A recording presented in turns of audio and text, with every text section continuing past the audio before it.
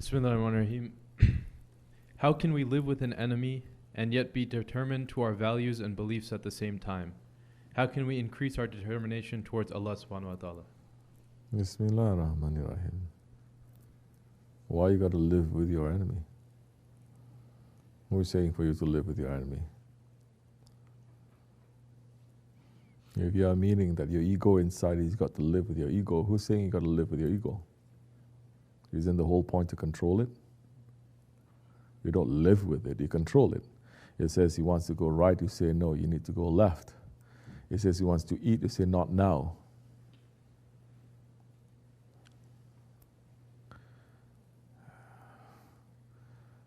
And it must make sense to you.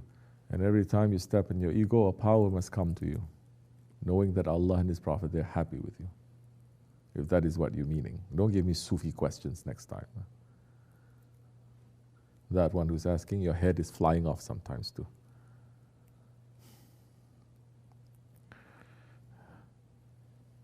Stay with the people of determination.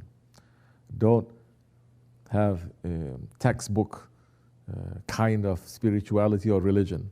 Stay with the people who have determination, and their determination will rub off on you. This one, you cannot just read the book or even just watch the videos like that. You have to come, you have to visit. You cannot, then is your lifestyle similar to the lifestyle here? I don't mean living in a mountain or having snow. I'm talking about your outlook on life.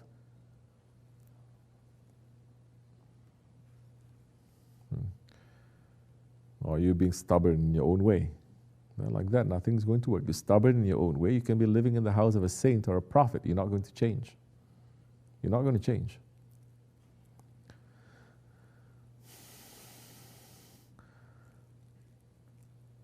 So submit and give in and learn from the people who have determination. Then you can't have that determination. Don't jump. You are a murid asking this question, how you have more determination to Allah. Do you have determination to your shaykh? Or are you always complaining? Never happy.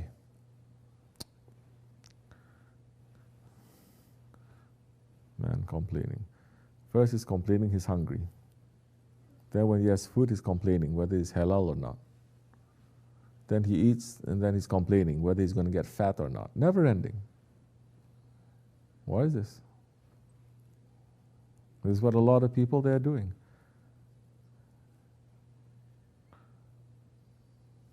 They see something, and like once upon a time, a sheikh was walking in the forest with some murids. It was nice. It was after Ishraq. The sun was shining everywhere. A little bit of snow. The sheikh was looking and says, Alhamdulillah. And that murid saying, you remember the story? What did the murid say? It's a little bit slushy. Murid is saying it's a little bit slushy.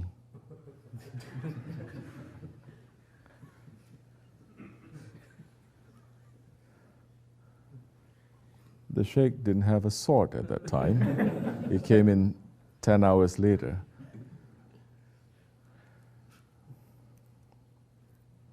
Little bit of snow, they're walking, they're breathing. You have to enjoy the ni'mat of Allah. You don't take happiness in small things. Or you're trained, you're brainwashed. Only time you have to open your mouth is when you have to knock someone's opinion down, or to criticize something, or to make fun of something, or to... Shaitan will bring you down when you do that. So what if it's slushy? Is that a bad thing? Alhamdulillah, it's slushy, and you're not on an iceberg and it's ocean down there. It could be worse, no? So if you are privileged, they like that word these days. If you think you only deserve the best, then even if the best is given to you, you're going to complain, to say, it's not good enough. You understand? If you are humble, you are not going to complain. You're going to say, I don't deserve this. I'm a servant. I don't deserve this. And this is given to you. To me, shukr alhamdulillah, I'm happy. You will cultivate this feeling of happiness with your Lord. If you can be happy with slushy floor or forest, or then why you can't be happy with people? They know in America, they're very polite, mashallah. Until now, of course. All that politeness is also BS. You're only polite when you have everything that you want. Then you're very nice people. They say, it's good manners in America. If they give you a present, you don't like it, don't say you don't like it, which is good, very good, mashallah. It's good manners. If you really don't like it, but at least pick something that you like about it. Maybe they give you a box, and you open up and it has a watch and you don't like that watch. At least you will say, oh, I like the color. I like the box. I like something. They're teaching you, at least say be shukr of something, right? That's good. Until you start seeing each other, murids, the way that the Shaykh sees. And you get away from that habit of laughing at other people.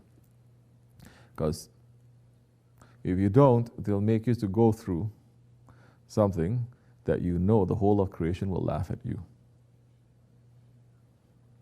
Now that becomes a blessing now. Because if you're not going to change the easy way, they're going to make you to change the hard way.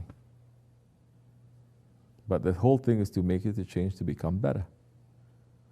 So it's not a punishment, you understand?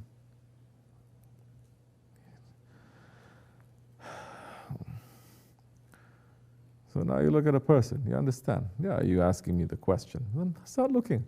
Yes, this one is like this, but he's also like this. Seems like a contradiction. I'm seeing that a lot of, like, for example, amongst Turkish people. They can say this one is like this, but I love him also. That is very Islamic and reaching back to the Ottoman times. They can live with differences. Contradictions they can live with, but they find something that works and they hold on to that. They don't say, I trust you with my life. They know how to balance it too. That's why they can have an empire for 600-700 years in the world's most dangerous, volatile place, and they held the peace for hundreds of years.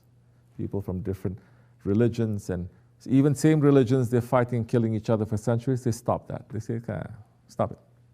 Let's do something else, come. They wake them up from that, how you say, saldran kind of mentality, you know. When dogs, they get barking, and they get like that mode. Sometimes you just have to, you can't say kick or smack, right? Yeah. Talk to them, maybe. Something you have to do, that person just wakes up from that. So, Bismillah.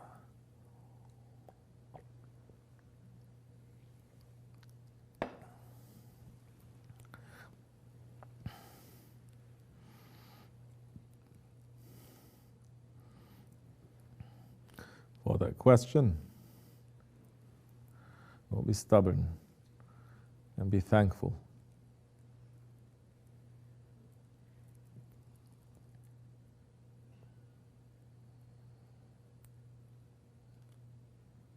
With thankfulness comes happiness, you know. It's not the fake kind of thankfulness and you get very bitter and angry. With that thankfulness, it comes a happiness. With that happiness, you want to share. Even it's a piece of bread you want to share because you're happy. Because you discover now that what fills you up, it is not what you have, but it is what you have inside, not in your hands.